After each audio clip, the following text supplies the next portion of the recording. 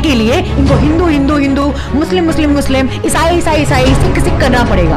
अगर जिस दिन ये हिंदू हिंदू मुस्लिम मुस्लिम करना छोड़ देंगे, हम सबको समझ में आ जाएगा कि हम भारतीय पहले हैं, इंसानियत का धर्म सबसे बड़ा है। जिस दिन हमें समझ में आ जाएगा, उस दिन तानाशाही, एनार्किस्ट जिसे कहते हैं, वो सब खत्म हो जाएगा। कि गलत आंकड़े प्रस्तुत करके भरमाया जा रहा है जनता को। सारी जो तथाकथित गोदी मीडिया है वो आपके सामने जो परोस रही है, आप उसको देख रहे हैं।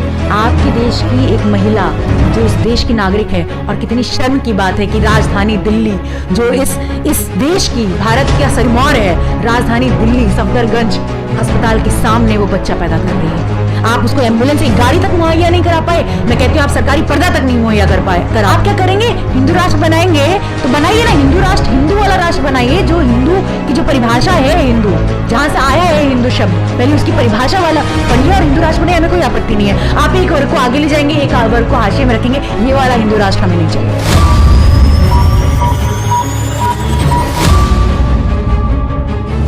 देश की पहला आदिवासी महिला राष्ट्रपति चयन कर ली। सर्वोच्च, देश का पहला नागरिक कौन होता है सर्वोच्च पद पे? राष्ट्रपति होता है। लेकिन आप बड़े वाहवाही बटोर रहे हैं इसके लिए, लेकिन आपके देश की महिलाओं के साथ क्या हो रहा है?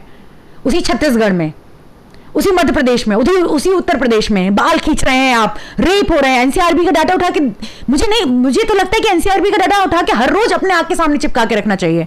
सर, बीजेपी पार्टी के नेताओं को नहीं, जितने भी दल की राजनीतिक पार्टियों के दल के नेता हैं, उनको चिपका के रख लेना चाहिए। आप क्या कहते हैं कि पृथ्वी हमारी जन्मभूमि है, भारत हमारी माता है?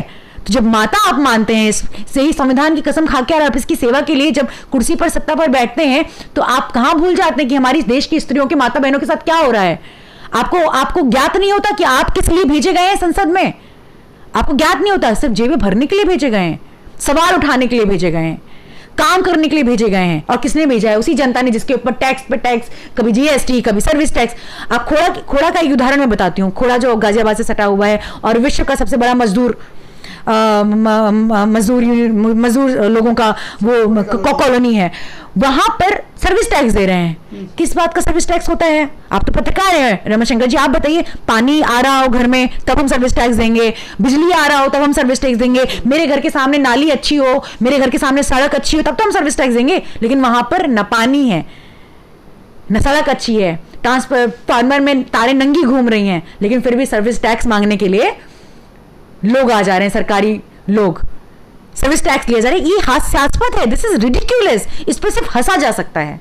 अच्छा शोभा जी, आप अच्छा लिखते हैं, अच्छा वक्ता है काफ़ी आप, लेकिन वही दिल्ली के सफदरजंग हॉस्पिटल में एक महिला हॉस्पिटल के बाहर बच्चे को जन्म देती है, और आप खुद एक महिला, क्या कहेंगे उसके लिए? ये बहुत दुखद है। इस देश की विडंबना है कि माँ अब जो बच्चे को जब जन्म देती है तो माँ भी दूसरा जन्म लेती है। ये पूरा जीवन चक्र जो है, संसार का जीवन चक्र है, वो माँ के गर्भ से होता है। आप क्या जिस भारत माता की जय नारे जब लगाते हैं, आपके देश की एक महिला जो इस देश की नागरिक है, और कितनी शर्म की बात है कि राजधानी दिल्ली जो इस देश की, भारत का सिरमौर है, राजधानी दिल्ली सफदरगंज अस्पताल के सामने वो बच्चा पैदा कर रही है। आप उसको एम्बुलेंस की गाड़ी तक मुहैया नहीं करा पाए। मैं कहती हूँ आप सरकारी पर्दा तक नहीं मुहैया करा पाए राजधानी दिल्ली में। मैं आम आदमी पार्टी के लोगों को, सफदरगंज के जो वहां के जो रिप्रेजेंटेटिव है, मैं उन पर भी सवाल खड़ा करती हूँ कि आप कहाँ थे? आपकी व्यवस्था चौकस क्यों नहीं है? तो आम आदमी पार्टी पर भी सवाल है, और ये बहुत बड़ा धब्बा है केंद्र सरकार पर भी कि राजधानी दिल्ली में ऐसी घटना हुई है।